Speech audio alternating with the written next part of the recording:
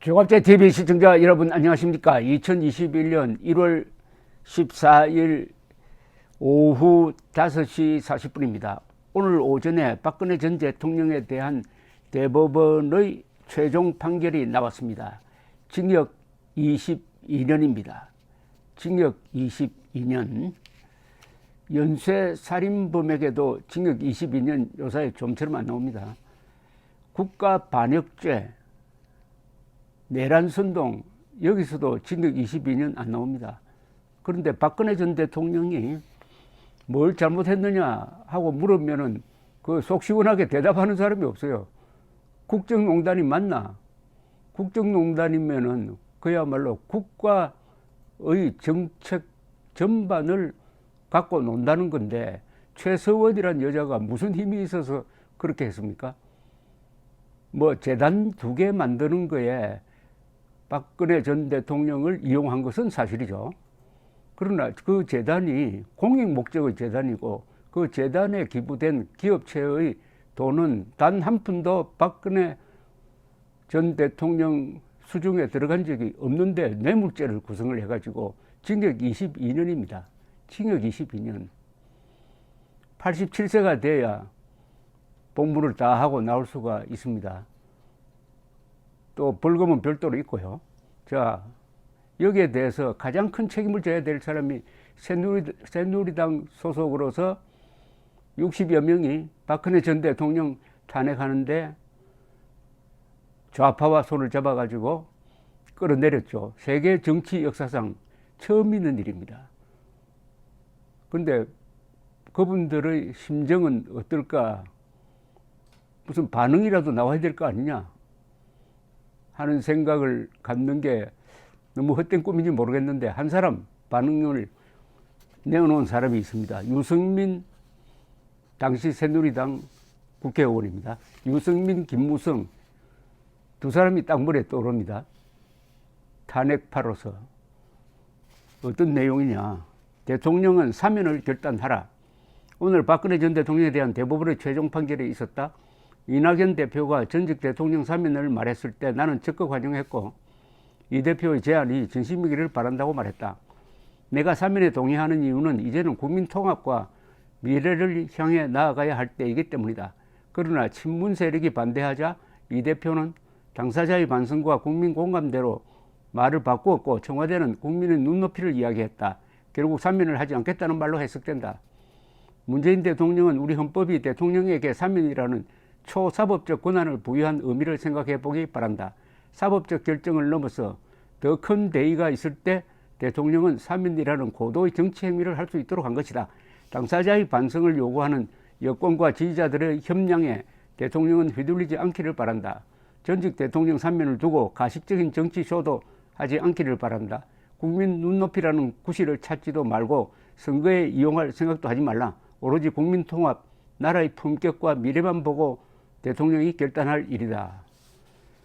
그래도 유승민 전 의원이 이런 의사표시를 한 게 좀 돋보입니다. 다른 책임 있는 사람들이 다 침묵하고 있으니까 돋보인다 이겁니다. 이분이 상당히 적극적으로 사면을 주장을 하고 있습니다. 국민 통합, 나라의 품격을 이야기를 하는데 1차적으로 고려돼야 될 것은 박근혜 전 대통령의 건강이죠. 박근혜 전 대통령이 인간다운 생활을 할 수 있도록 하기 위해서는 사면이 필요하다. 그동안 3년 이상 감옥에 있었다. 그분의 나이, 또 비명에 간 박정희, 유경수 여사에 대한 인간적인 도리, 이런 걸 생각하면은 사면이 조건 없이 이루어져야죠. 하기 싫은 사람한테 반성하라는 건 이건 고문입니다. 양심의 자유에 대한 제안이죠. 자, 유승민 씨와 똑 반대점에 있는 조원진 전 국회의원은 상당히 격렬한 반응을 내놓았습니다. 대법원 최종심 입장. 오늘은 법치 사망의 날이고 대한민국 사법부의 치욕의 날이다. 박근혜 대통령은 죄가 없다. 문재인 거짓 촛불 정권의 주구 노릇을 한 사법부는 반드시 역사 진실의 준엄한 심판을 받을 것이다. 우리 공화당과 자유우파 국민들은 하루빨리 박근혜 대통령이 국민의 품으로 함께 하실 것을 기원한다. 문재인 정권은 박근혜 대통령을 즉각 석방하라. 국민 저항권을 발동하여 박 대통령의 무죄 석방, 즉각 석방 투쟁과 문재인 좌파 독재 정권의 퇴진 투쟁을 더욱 가열차게 할 것이다. 대한민국에 아직 진실과 정의가 살아있고 국민이 살아있음을 보여줄 것이다. 반드시 승리할 것이다. 상당히 격한 반응인데 여기에 박수를 보내고 싶은 마음입니다. 저는 여기에 죄가 없다는 겁니다. 그리고 탄핵이라는 정치적 행위를 통해서 임기제 대통령을 물러나게 했으면 그것으로 끝내야지, 없는 죄를 만들어 가지고 이상한 법리를 적용해 가지고 징역 22년이라는 이것은 반인도적 선고입니다. 반인도적 선고. 자, 그러면 정치판에서는 또 뭐라고 반응이 나오느냐. 신영대 더불어민주당 대변인은 서면 브리핑에서 박근혜 전 대통령의 대국민 사과를 촉구했습니다. 이건 뭐 맨날 하는 이야기입니다. 사회 질서를 통째로 뒤흔들어 대한민국 역사에 씻을 수 없는 치욕과 세계 민주주의사에 오점을 남겼다. 참 과장법이 좀 심합니다. 문재인 정권이 하고 있는 게 대한민국 역사에 씻을 수 없는 치욕이고 세계 민주주의 역사에 오점을 남기고 있다. 요 박근혜 이름을 빼버리고 여기에 문재인 이름 넣으면은 그게 오히려 정확할 것 같습니다. 이 모든 것에 대해 국민 앞에 사죄해야 한다. 국민의힘은 국민이 받은 상처와 대한민국의 치욕적인 역사에 공동 책임이 있음을 명심해야 할 것이다 라고 했습니다. 정의당은 역시 박 전 대통령의 이 반성의 기미를 보이지 않는다 고 이야기하면서 사면론을 끝내야 한다라고 못을 박았네요. 국민의힘은 결국 새누리당, 그 뒤에 자유한국당, 그 뒤에 미래통합당, 그 뒤에 국민의힘으로 내려왔으니까 한마디 해야 될 입장이죠. 짧은 논평을 냈는데 윤희석 국민의힘 대변인은 구두 논평에서 오늘 법원의 판결을 존중하며 국민과 함께 엄중히 받아들인다. 불행한 역사가 반복되지 않도록 하는 것은 이제 우리 모두의 과제가 됐다 라고 하면서 상당히 저자세로 나왔네요. 국민의힘은 제1야당으로서 민주주의와 법질서를 바로 세우며 국민 통합을 위한 노력을 멈추지 않을 것이다. 이 논평은 하나만한 논평인데 이것밖에 나올 게 없느냐. 완전히 백기투항식 논평인데 저나 이 국민의힘 지지층에서는 이건 너무하다 라는 이런 이야기는 왜 국민의힘의 대변인의 논평을 통해서는 반영이 안 되는 거죠. 형량 문제를 짚고 넘어가야 되는 것 아닙니까? 그리고 사면은 당연히 아까 유승민 의원처럼 국민의힘이 당을 대표하는 입장에서 사면해야 한다는 말을 여기에 집어넣어야죠. 이제 사면 조건이 됐습니다. 사면은 형이 확정된 다음에 할 수가 있거든요. 그런데 이렇게 성의 없고 무조건 불복할 정도로 박근혜 전 대통령 탄핵과 수사와 재판이 공정했느냐, 이건 다 받아들이는 거 아닙니까? 이런 논평을 하는 것은 이것은 국민의힘이 가지고 있는 지적 능력의 문제입니다. 이 문장을 이렇게 쓰면 안 됩니다. 이런 역사적 문제에 있어서는 고민을 하고 글자 하나하나를 잘 선택을 해가지고 나중에 역사에 남는 문서라는 그런 의식을 가지고 써야지, 이런 식으로 황급하게 별로 감동도 없고 그렇다고 깊은 고민도 들어있지 않는 이런 문장을 써야 할까요? 이렇게 되니까 국민의힘은 저 좌파 정권의 대한민국 역사 뒤집기에 저항할 방법이 없습니다.